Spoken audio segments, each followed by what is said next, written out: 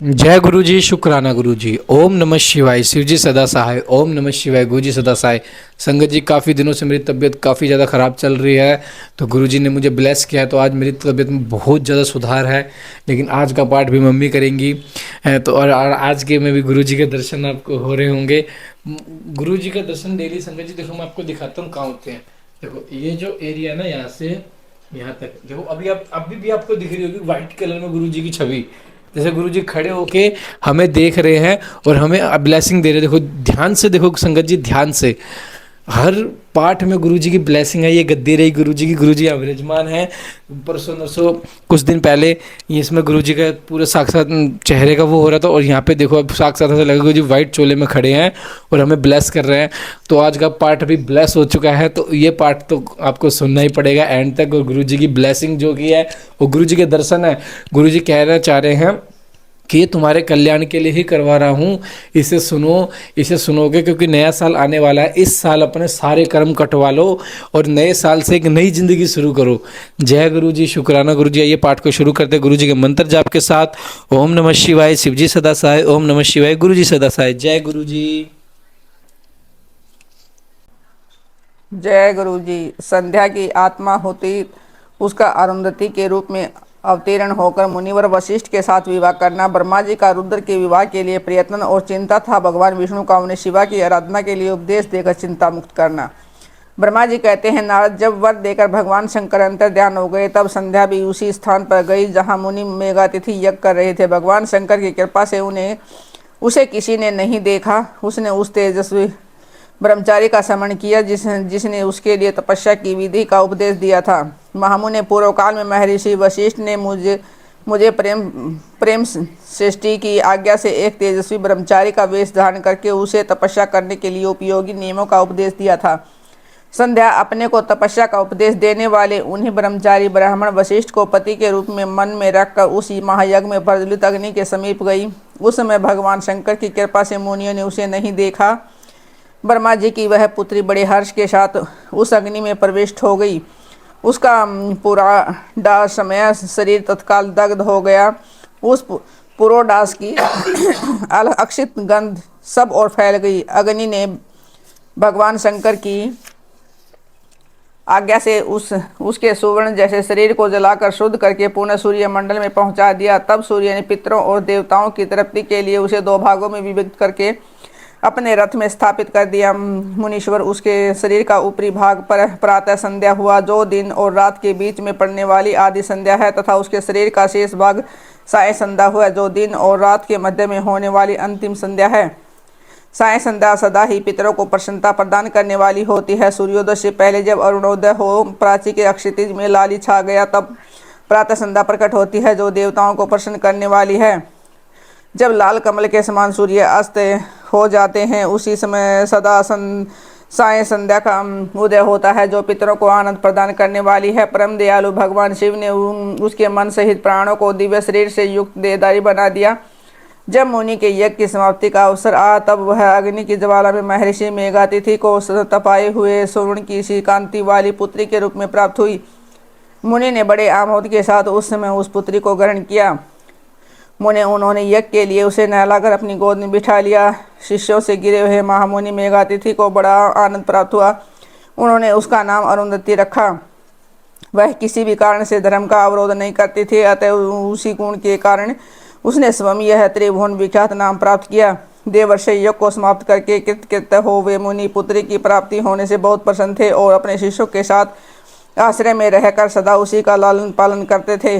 देवी अरुंधति चंद्रभागा नदी के तट पर ताप सराने के भीतर मुनीश्वर मेघातिथि के उस आश्रय में धीरे धीरे बड़ी होने लगी। जब वह विवाह के योग्य हो गई, तब मैंने विष्णु तथा महेश्वर ने मिलकर मुझ ब्रह्मा के पुत्र वशिष्ठ के साथ उसका विवाह करा दिया। ब्रह्मा विष्णु तथा महेश्वर के हाथों निकले हुए जल से शिप्रा आदि 7 परम नदियाँ उत्पन्न हुई। मुने मेघातिथि की पुत्री महासाध्वी अरुंधति समस्त पतिव्रताओं में श्रेष्ठ थी। वह महर्षि वशिष्ठ को पति के रूप में पाकर उनके साथ बड़ी शोभा पाने लगी। उससे शक्ति आदि शुभ एवं श्रेष्ठ पुत्र उत्पन्न हुए। मुनि श्रेष्ठ या प्रियतम पति वशिष्ठ को पाकर विशेष शोभा पाने लगी। मुनि शिरोमणि, इस प्रकार मैंने तुम्हारे समक्ष संध्या के पवित्र चरित्र का वर्णन किया है। जो समस्त कामनाओं के फलों को देने वाला है, परम पावन और दिव्य है। जो स्त्री या शुभ व्रत का आचरण करने वाला पुरुष इस प्रसंग को सुनता है वह संपूर्ण कामनाओं को प्राप्त कर लेता है। इसमें अन्यथा विचार करने की आवश्यकता नहीं है। प्रजापति ब्रह्मा जी की यह बात सुनकर नारद जी का मन प्रसन्न हो गया। वे इस प्रकार बोले। नारद जी ने कहा, ब्राह्मण, आपने अरुंधति की तथा पूर्व जन्म में उसकी सर्वभूता संध्या की बड़ी उत्तम दिव्य कथा सुनाई है, जो शिव भक्ति की वृद्धि करने वाली है। धर्मज्ञ, अब आप भगवान शिव के उस परम पवित्र चित्र का वर्णन कीजिए जो दूसरे के पापों का विनाश करने वाला उत्तम एवं मंगलदायक है। जब कामदेव रति से विवाह करके हर्षपूर्वक चला गया, दक्ष आदि अन्य मुनि भी जब अपने अपने स्थान को पधारे और जब संध्या तपस्या करने के लिए चली गई, उसके बाद वहाँ क्या हुआ? ब्रह्मा जी ने कहा, प्रियवर विप्रवर नारद, तुम धन्य हो, भगवान शिव के सेवक हो। अतः शिव की लीला से युक्त जो उनका शुभ चरित्र है उसे भक्ति पूर्वक सुनो। तत्पूर्व काल में एक बार जब मोह में पड़ गया तो भगवान शंकर ने मेरा उपहास किया। तब मुझे बड़ा अक्षोभ हुआ। वस्तुतः शिव की माया ने मुझे मोह लिया था, इसलिए मैं भगवान शिव के प्रति ईर्ष्या करने लगा। किस प्रकार सो बताता हूँ, सुनो। मैं स्थान पर कहा जहाँ दक्षराज मुनि उपस्थित थे, वहीं रति के साथ कामदेव भी था। नारद, उस समय मैंने बड़ी प्रसन्नता के साथ दक्ष तथा दूसरे पुत्रों को संबोधित करके वार्तालाप आरंभ किया। उस वार्तालाप के समय मैं शिव की माया से पूर्णतः मोहित था। अतः मैंने कहा, पुत्र, तुम्हें ऐसा प्रयत्न करना चाहिए जिसे महादेव जी किसी कमनीय कांति वाली स्त्री का पानी ग्रहण करे। इसके बाद मैंने भगवान शिव को मोहित करने का भार रति सहित कामदेव को सौंपा। कामदेव ने मेरी आज्ञा मानकर कहा, प्रभु, सुंदरी स्त्री ही मेरा अस्त्र है, अतः शिव जी को मोहित करने के लिए किसी नारी की सृष्टि कीजिए। यह सुनकर मैं चिंता में पड़ गया और लंबी सांस खींचने लगा।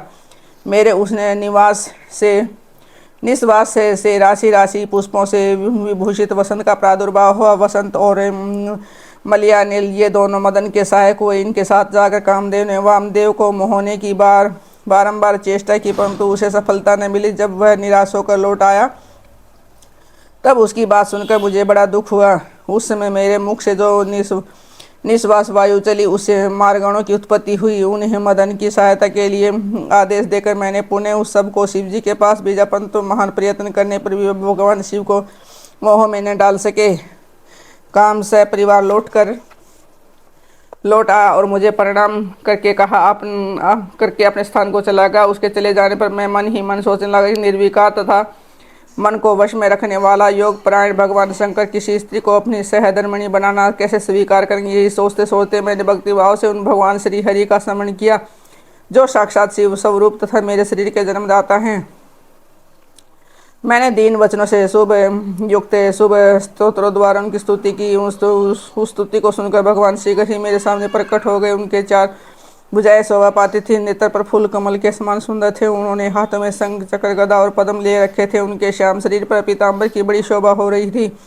वे भगवान श्री हरि भक्त प्रिय हैं, अपने भक्त हैं। उन्होंने बहुत प्यारे हैं, सबके उत्तम शरणदाता तथा उन श्री हरि को उस रूप में देखकर मेरे नेत्रों से प्रेम आश्रु की धारा बह चली और मैं गदगद कंठ से बारंबार उनकी स्तुति करने लगा।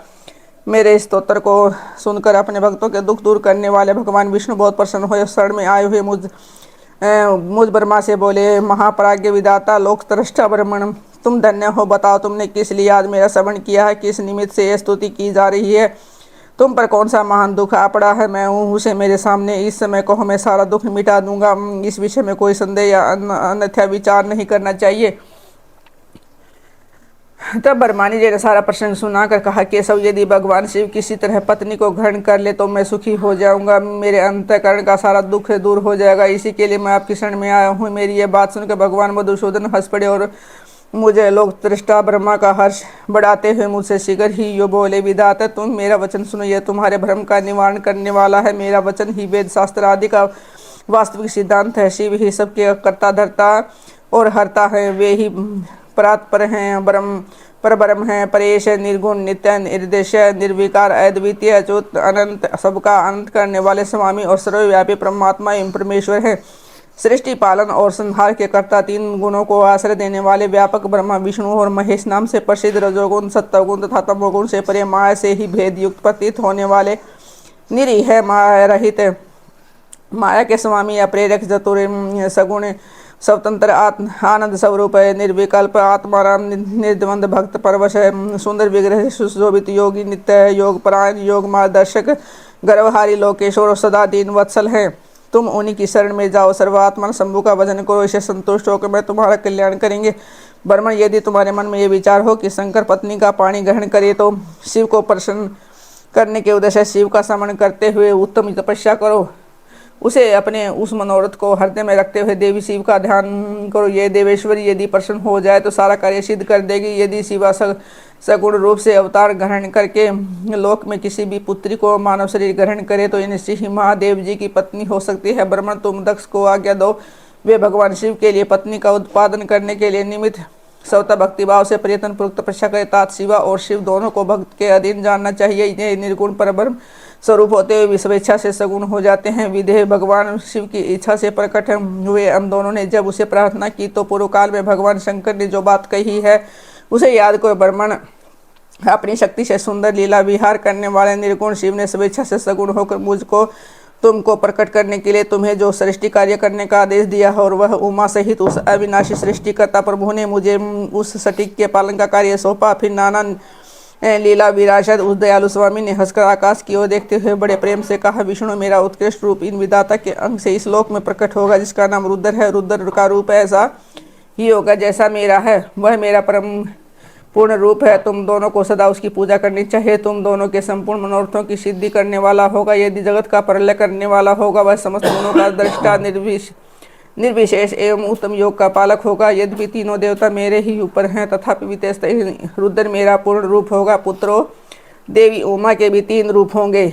एक नाम उसका लक्ष्मी होगा और इन श्री हरि की पत्नी होगी। दूसरा रूप ब्रह्म पत्नी सरस्वती है। तीसरा रूप सती के नाम से प्रसिद्ध होगा। सती इन उमा का पूर्ण रूप होगी, वे ही भावी रुद्र की पत्नी होगी। ऐसा कहकर भगवान महेश्वर हम पर कृपा करने के पश्चात वहां से अंतर्ध्यान हो गए और हम दोनों सुखपूर्वक अपने अपने कार्य में लगे। ब्राह्मण, समय पाकर मैं तुम दोनों सपत्नी हो गए और साक्षात भगवान शंकर रुद्र नाम से अवतीर्ण हुए।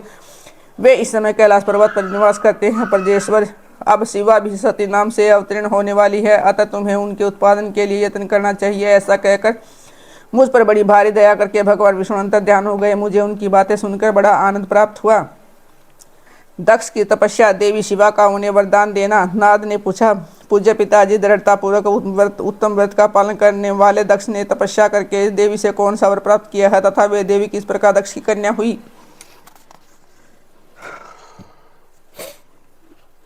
ब्रह्मा जी ने कहा, नारद तुम धन्य हो। इन सब मुनियों के साथ भक्ति पूर्वक इस प्रसंग को सुनो। मेरी आज्ञा पाकर उत्तम बुद्धि वाले महाप्रजापति दक्ष ने अक्षित सागर के उत्तर तट पर स्थित हो देवी जगदम्बिका को पुत्री के रूप में प्राप्त करने की इच्छा तथा उनके प्रत्यक्ष दर्शन की कामना करने के लिए उन्हें हृदय मंदिर में विराजमान करके तपस्या प्रारंभ की।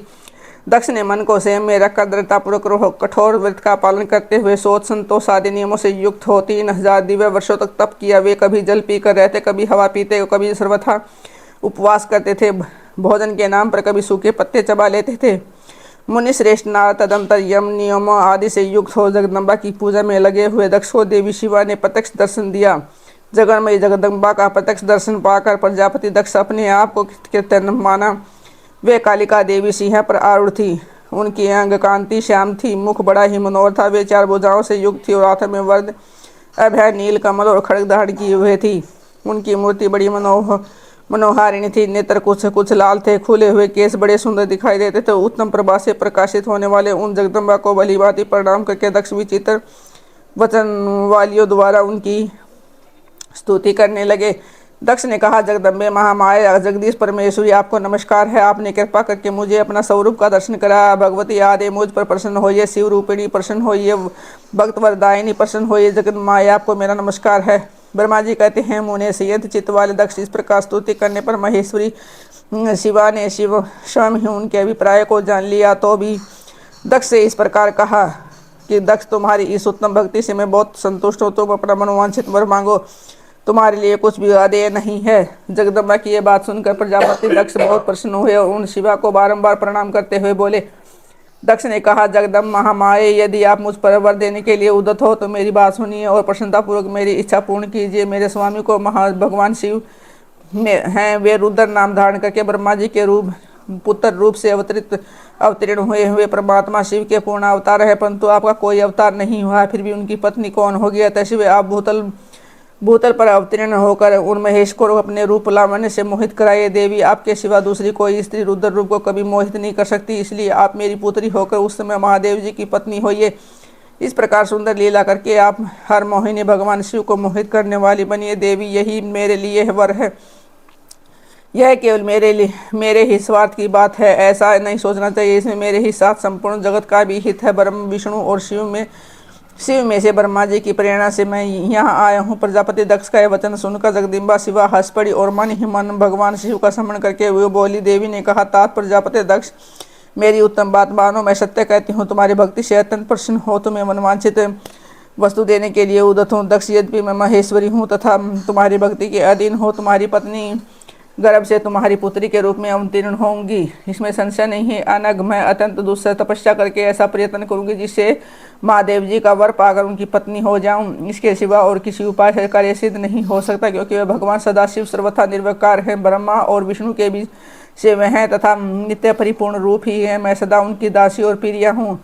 प्रत्येक जन्म में वे नाना रूपधारी शंभु ही मेरे स्वामी होते हैं। भगवान सदाशिव अपने दिए हुए वर के प्रभाव से ब्रह्मा जी की भ्रुकुटी से रुद्र रूप में अवतीर्ण हुए हैं। मैं ही उनके वर से उनकी आज्ञा के अनुसार यहाँ अवतार लूंगी। तात, अब तुम अपने घर को जाओ। इस कार्य में मेरी जो दूती अथवा सहायिका होगी उसे मैंने जान लिया है। अब शीघ्र ही मैं तुम्हारी पुत्री होकर महादेव जी की पत्नी बनूंगी। दक्ष से यह उत्तम वचन पाकर मन ही मन शिव जी की आज्ञा प्राप्त करके देवी शिवा ने शिव के चरणारविंदों का चिंतन करते हुए फिर कहा, प्रजापति परंतु मेरा एक प्रण है, उसे तुम्हें सदा मन में रखना चाहिए। मैं उस प्रण को सुना देती हूँ, तुम उसे सत्य समझो, मिथ्या न मानो। यदि कभी मेरे प्रति तुम्हारा आदर घट जाए या उसी समय अपने शरीर को त्याग दूंगी, अपने स्वरूप में लीन हो जाऊंगी अथवा दूसरा शरीर धारण कर लूंगी। मेरा यह कथन सत्य है प्रजापति। प्रत्येक सर्ग या कल्प के लिए तुम्हें यह वर दे दिया गया है। मैं तुम्हारी पुत्री होकर